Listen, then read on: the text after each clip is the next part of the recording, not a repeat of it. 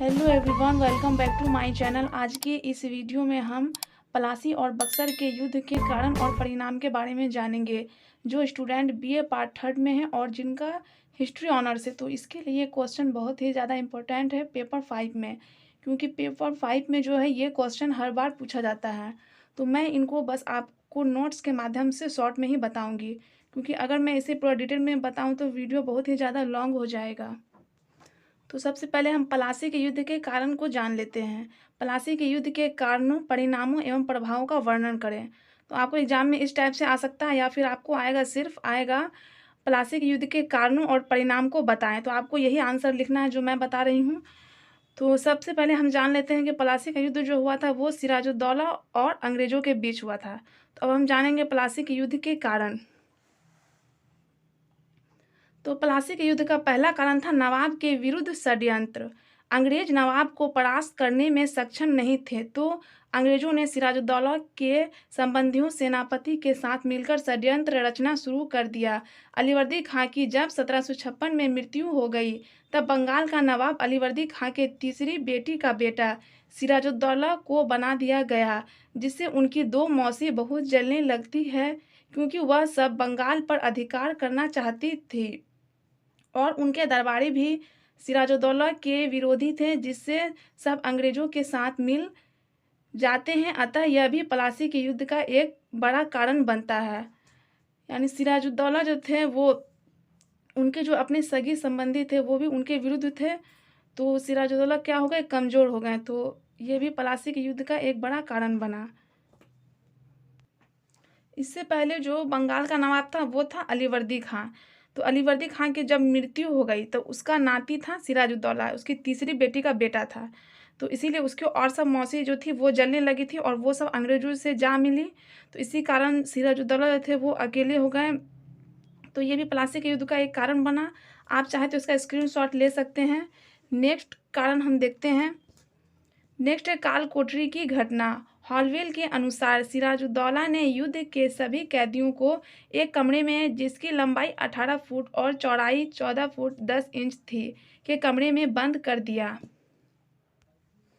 जब कल सुबह खोला गया तो मात्र 23 लोग बचे, उसमें हॉलवेल भी था। इसे इतिहास में काल कोठरी की घटना कहा जाता है। इसके बाद सिराजुद्दौला एवं अंग्रेजों के बीच अलीगढ़ की संधि हुई कि हम लोग इसमें बराबरी से भागीदारी करेंगे, लेकिन अंग्रेजों ने इसका विपरीत किया। अंग्रेजों ने सिराजुद्दौला के विरोधियों से जा मिला और फिर मनगढ़ंत आंदोलन तैयार किया गया। तो अंग्रेज जो क्या कि वो सिराजुद्दौला के जितने भी उनके विरोधी थे उनसे जा मिले और तब आंदोलन तैयार किया गया। पलासी का युद्ध जो था ये समझिए कि एक मनगढ़ंत आंदोलन था। तो काल कोठरी की घटना आप समझ गए होंगे कि कैसे कैसे हुआ था। तो चलिए अब हम नेक्स्ट देखते हैं। थर्ड में है अंग्रेजों की चढ़ाई। नवाब अंग्रेजों की ज़्यादती से तंग आ गए थे। जब अंग्रेज नवाब के आदेशों का अवहेलना करने लगे और कलकत्ता की किलेबंदी जारी रखा, तब नवाब ने एक बड़ी सेना लेकर कलकत्ता पर आक्रमण कर दिया। वहां अंग्रेजों की हार हो गई। अंग्रेजों ने भागकर अपने जान बचाए, अतः अंग्रेजों पर किए गए यह आक्रमण भी पलासी के युद्ध का कारण बना। तीसरा कारण है अंग्रेजों की चढ़ाई। आपको इसी एग्जाम में जब भी लिखना तो आपको पहले इसका कारण को याद कर लेना। अगर आप इसका कारण को जैसे आप याद कीजिएगा अंग्रेजों की चढ़ाई, तो इसको आपको याद करना ताकि आप इसमें और भी पॉइंट आगे बढ़ा के लिख सकते हैं, क्योंकि आपको एग्जाम में जो है वो 28 से 30 पेज में इसका आंसर देना है। क्योंकि ये थर्ड ईयर का है तो इसका आपको लॉन्ग में आंसर देना है, और एग्जाम में आपको टोटल 10 क्वेश्चन पूछा जाता है और उनमें से आपको 5 का ही आंसर देना है। तो ये तो आपको आएगा ही, या पलासी आए या फिर बक्सर। 4 में है दस्तक का दुरुपयोग। अंग्रेजों व्यापारियों को मुगलों की ओर से दस्तक दिया गया था, जिसके द्वारा अंग्रेज व्यापारी भारत में निःशुल्क व्यापार कर सकते थे, मगर अंग्रेजों ने दस्तक का दुरुपयोग करना शुरू कर दिया, जिससे बंगाल को बहुत नुकसान हुआ और नवाब ने अंग्रेजों पर कड़ा नियंत्रण रखना शुरू किया। यह भी पलासी के युद्ध का एक प्रमुख कारण बना। अंग्रेजों को जो था कि उसको दस्तक मिला हुआ था, यानी शाही फरमान, उसका जो वो लोग गलत इस्तेमाल कर रहे थे, यानी और देशों के साथ उसे बेच रहे थे। इससे क्या होगा, बंगाल में और भी ज़्यादा नुकसान होगा। तो जब बंगाल के नवाब सिराजुद्दौला जो थे वो अंग्रेजों को क्या किए, ये सब करने से मना किए, तो अंग्रेजों उनके दुश्मन बन बैठे, तो ये भी क्या प्लासी के युद्ध का कारण बना। तो मैं आपको अगर ये स्टोरी के टाइप से समझाऊँगी तो वीडियो और भी ज़्यादा लॉन्ग हो जाएगा, इसलिए मैं ऐसे पढ़ती हूँ, आप इसे समझिए बस। प्लासी की लड़ाई 23 जून 1757 को हुई। सिराजुद्दौला से लड़ाई का कोई कारण ना पाकर क्लाइव ने नवाब पर अलीगढ़ की संधि तोड़ने का आरोप लगाया। सिराजुद्दौला का सेनापति मीर जाफर, दीवान और व्यापारी अमीन चंद्र सब जाकर अंग्रेजों से जा मिले। सिराजुद्दौला बिना लड़े ही हार गया। तो सिराजुद्दौला के सेनापति जो थे वो सब भी क्या थे, अंग्रेजों के पास जा, क्योंकि अंग्रेज उसे लालच दिए तो उनके पास जाके मिल गए। तो ये भी लड़ाई का क्या एक कारण बना। तो अब हम इसके परिणाम जान लेते हैं।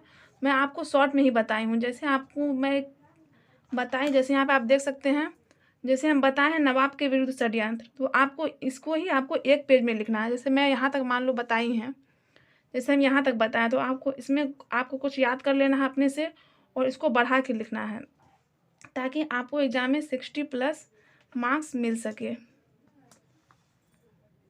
तो चलिए अब हम इसके परिणाम देख लेते हैं।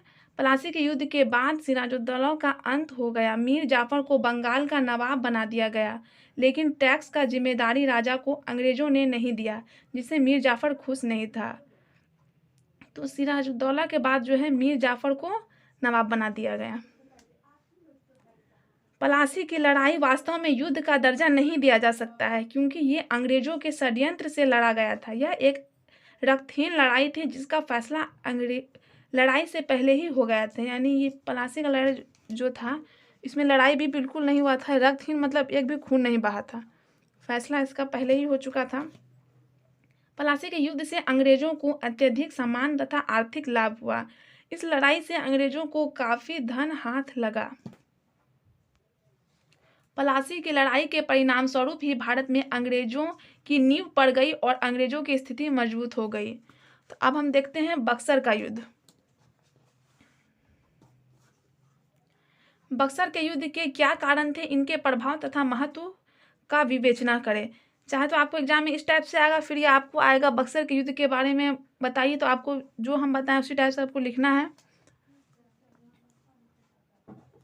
पहले हम कारण देख लेते हैं। बक्सर के युद्ध के निम्नलिखित कारण है। पहला है मीर कासिम के योग्यता से अंग्रेजों को खतरा। तो मीर कासिम जो था वो मीर जाफर के बाद मीर जाफर का दामाद था, तो वो अंग्रेजों को लालच देकर नवाब बना था। तो इसके बारे में हम जान लेते हैं।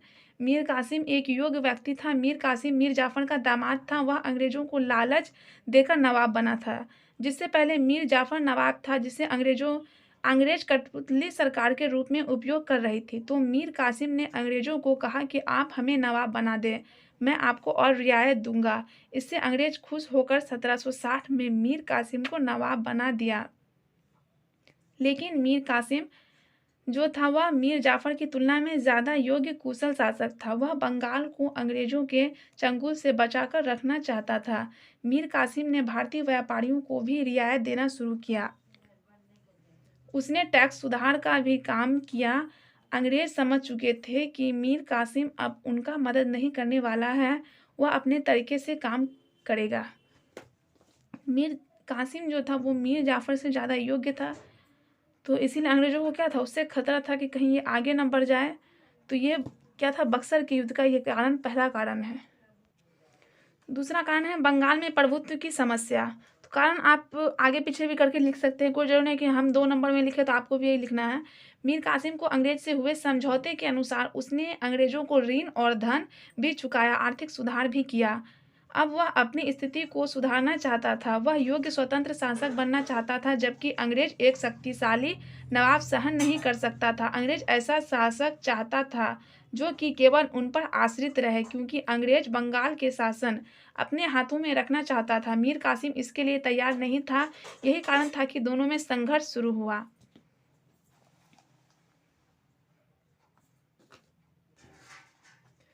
नेक्स्ट कारण है शाही फरमान का दुरुपयोग। अंग्रेज व्यापार शाही फरमान यानी कि दस्तक का दुरुपयोग कर रहे थे। दस्तक केवल अंग्रेज व्यापारियों को ही मिला था, जिसके द्वारा वे निःशुल्क व्यापार कर सकते थे।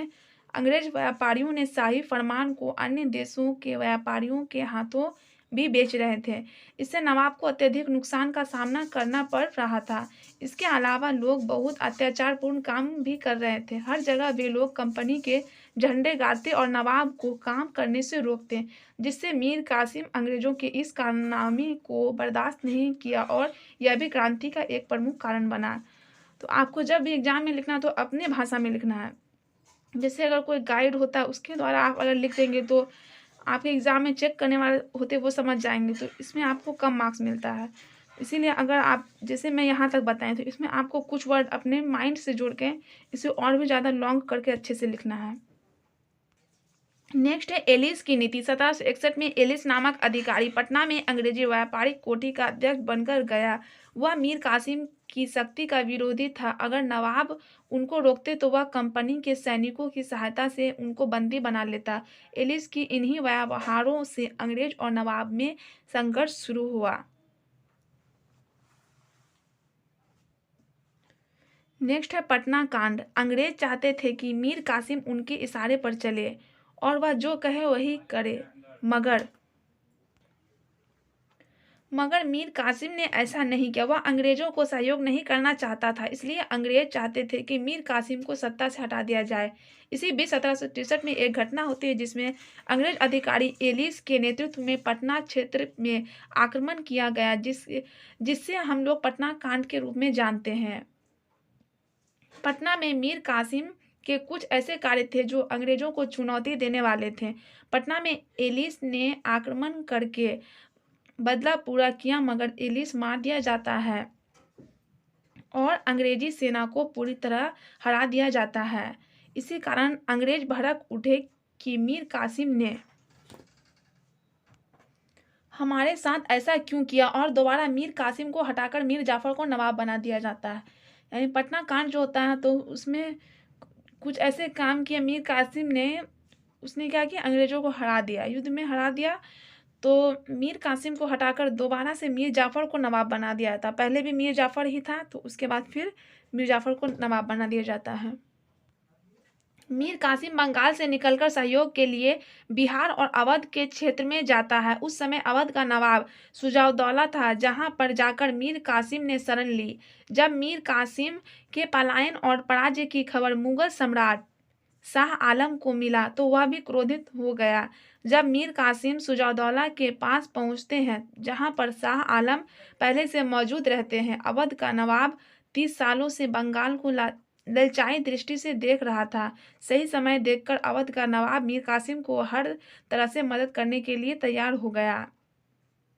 मुगल सम्राट शाह आलम भी अपने अच्छे भविष्य के लिए मीर कासिम को हर तरह से मदद करने के लिए तैयार हो गया।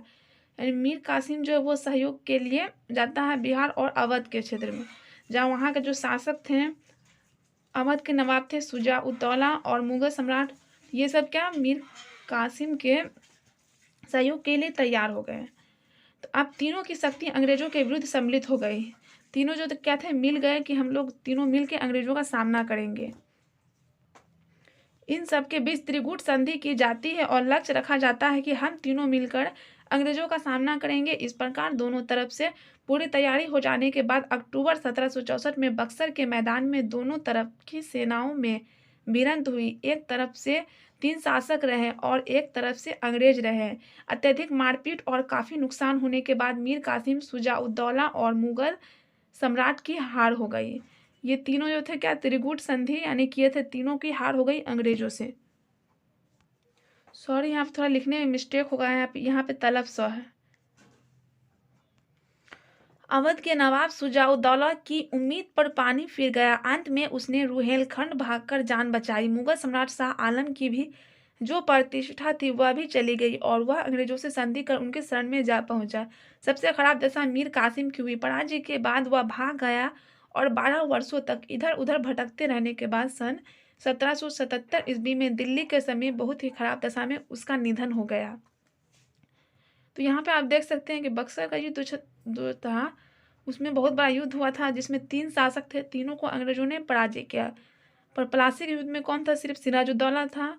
तो वो समझिए कि बिना युद्ध के ही अंग्रेज एक षड्यंत्र के द्वारा उस युद्ध को जीते थे। तो अब हम जान लेते हैं इसके परिणाम के बारे में।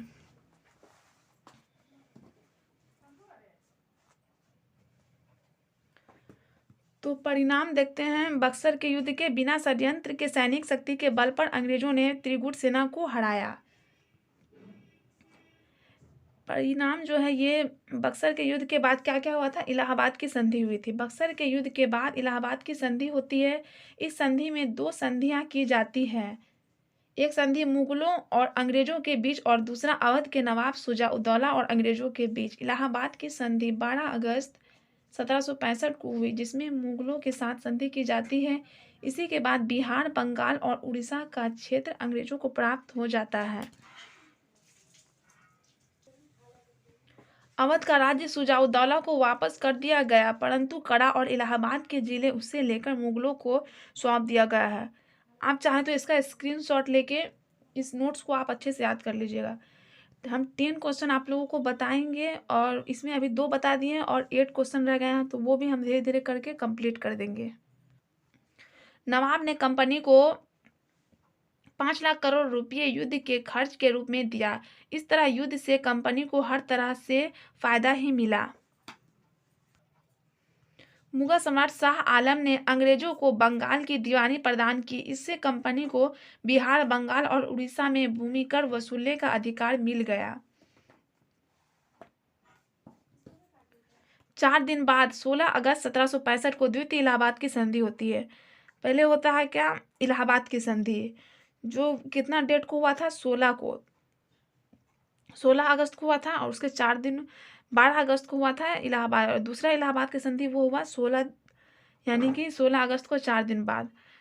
द्वितीय इलाहाबाद की संधि जिसमें अवध और अंग्रेजों के बीच संधि होती है।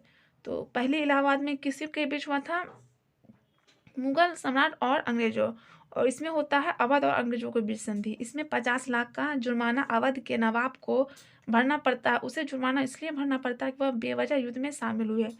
ये तीनों मिलकर जो युद्ध में शामिल हुए थे, शुजा-उद-दौला, शाह आलम और मीर कासिम, तो इन दोनों में तो ये तो बिना वजह ही युद्ध में शामिल हुए थे, इसीलिए इनको भरना पड़ा, जुर्माना भरना पड़ा इसीलिए।